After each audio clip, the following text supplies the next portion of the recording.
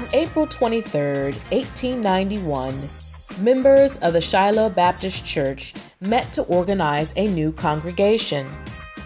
To honor their late and beloved pastor, the Reverend William J. Walker, the newly organized fellowship chose the name Walker Memorial Baptist Church.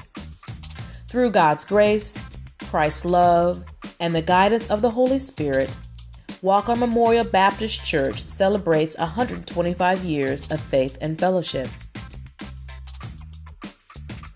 Well, if we do the math, I joined the church here on the second Sunday, I believe it was, in October 1955. So with that, of course, I added 55, about almost 60 years in October. I have been a member of this church. I came to Washington in 1934, and I guess it wasn't too long before I joined the church there. Don't ask me who invited me to come and join church there, but that's what happened. I joined church there. That's been my church home ever since. I've been a member since 1957. Our church history reflects the faith, perseverance, hope, and drive of our ancestors, the ones who had the vision and mission for this branch of Zion.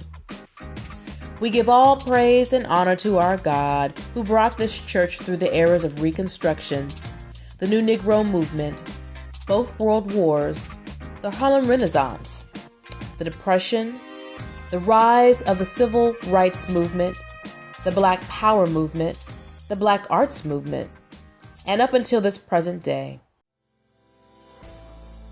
Of course, Reverend Nelson J. Smith was our pastor then.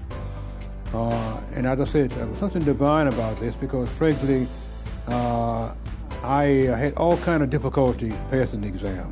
In fact, I had 6 times to take the exam before they disqualified me, and I passed the exam on the 6th time, which means that God was with me, actually guiding me through all of these horrific exams that you had to take to become an architect. Once I became an architect, I came and bowed to Reverend Smith, our pastor, and said how thankful I was to God that I had passed.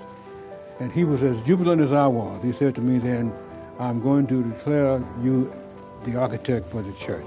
That is how I got to be church architect. And he went to the board of trustee board and the joint board and actually had me appointed to become the church architect. And that was in about 1963. I had just passed the board of architects at that particular time.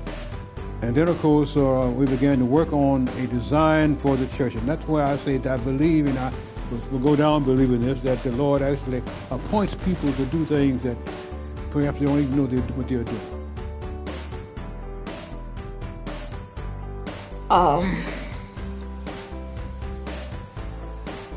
Mostly houses. There's still houses there. But when I joined, it was a small neighborhood.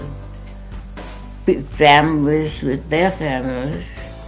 And we all apparently our family group, which me was great. I enjoyed it. Well, a lot of things I remember about the church that it has changed my life quite a bit. I really don't do the things I used to do. I used to gamble a bit, and play cards, and go to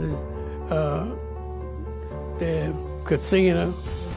But since I've been a regular member of the church, I don't do anything anymore, and I find it so exciting and rejoiceful by being here every Sunday.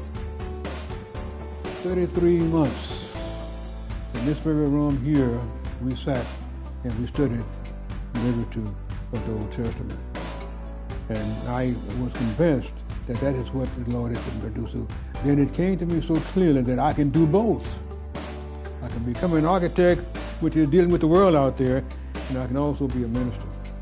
So then I told Reverend, and I got to tell you, if you're called to the ministry, and I hope everybody would hear this, and I'm particularly my people, if you're called to be a minister, there's no turning away.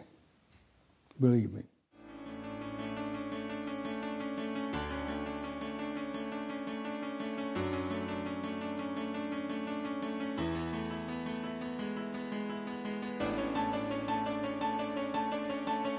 A legacy of 125 years is nothing to take lightly or let pass without recognition and jubilation.